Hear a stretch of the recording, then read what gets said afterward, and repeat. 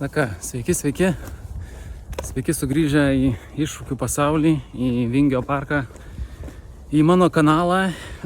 Šiandien labas rytas buvo baseine, prasiplaukiau 4 kilometrus. Tiesiog reikia nepamiršt kaip plaukt, nes dar kitais metais ir triatlono sezonas laukia juk sekantis. Tai nepamirštam visų sportų, sportuojam, judam, krutam.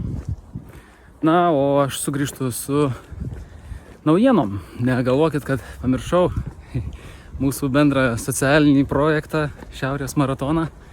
Sakau jau, kad tai socialinis projektas, nes tikrai susijungė daug žmonių, daug padėjo ir prisidėjo. Tai galim ir vadinti bendru mūsų projektu.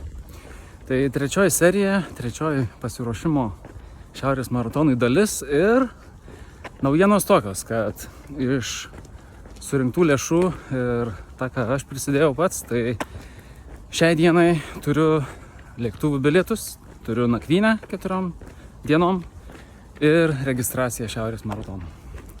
Tai kaip matot, viskas klostosi pagal planą, gal netgi greičiau negu pagal planą, nes tikrai nesitikėjau, kad per pirmą mėnesį lygiai nuo lapkričio pradžios iki galo, šiandien paskutinė lapkričio diena, ir aš turiu iš esmės 100% garantiją, kad keliauju ten į šiaurę.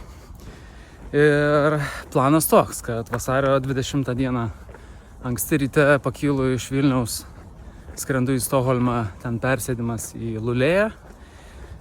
Vidury dienos esu Lulėjoje penktadienį, tai nukeliauju iki nakvynės vietos, pasiimu raktus, pasilieku daiktus, einu pasivaikščiot, tada šeštadienį atsimti dalyvio numerio ten Lulėjoje prie Baltijos jūros užšalusios. Ir pasiruošimas toksai, aklimatizacija, nes, ką dabar mes turim tos žiemos, tai viskas sausa, šiek tiek sniego dar matosi, bet pagal orų prognozes gruodį taip ir bus. Nieko daugiau žiema neparodys. Tai nežinau, kur reikės ieškoti tos žiemos, kur reikės ieškoti to ledo.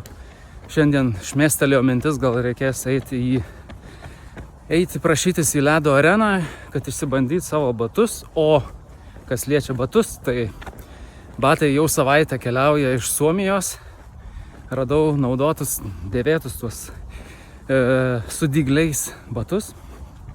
Bet kažkodėl jie nusprendė į mano serialą įvesti dramos ir susidramatizavę nenorėjo taip greit atkeliauti iki manęs. Tai ką turiu, tai išdžiūvusi bėgimo taką ir nežinau, kur ledo reikės ieškoti.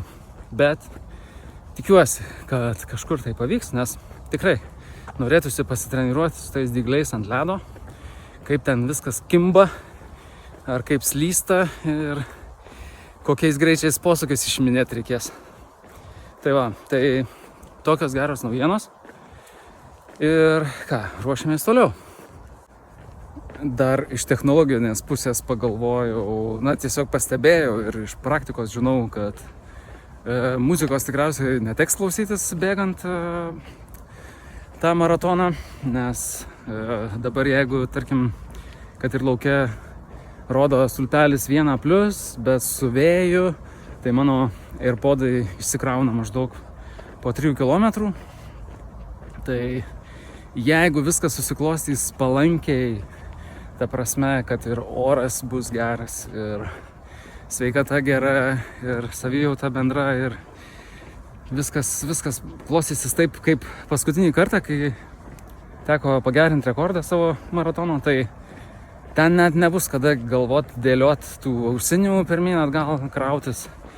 Dar galvojau irgi iš tos praktikos, kad jeigu norint pafilmuot, o būsi visas uždusęs, tai gal tiesiog pafilmuot starte ir finiše teks, jeigu dirbsiu tame maratone. Tai tokiu atveju nereikia ten neštis man to powerbanko akumuliatoriaus didelio ir visur su juo maskatuotis, nes jisai tikrai trukdys, jisai sveria nemažai. Plius tas įkrovimo greitis, klaustukas koks, nes ten viskas būna tarsi visa technika kaip suklijuota, viskas verčiasi lėtai, elektronai juda lėtai, tai gali būti, kad net neverta tenai man traukyti laidų, su jais visur ten užsiminėti. Tai va, tai pasigrožėsim ten gamta, pajausim tikrą atmosferą, taip kaip tikrose varžybose, o pafilmuoti stengsiuos kiek pavyks, bet dabar toliau visi pasiruošimo klausimai lieka. Tai aš judu toliau, jūs judėkit į priekį, susitiksim kažkur pakeliui. Iki.